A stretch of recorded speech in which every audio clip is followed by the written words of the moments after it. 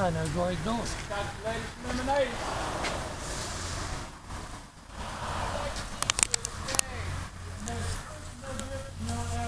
I bet I couldn't have drove a needle up your butt with a 16-pound plant.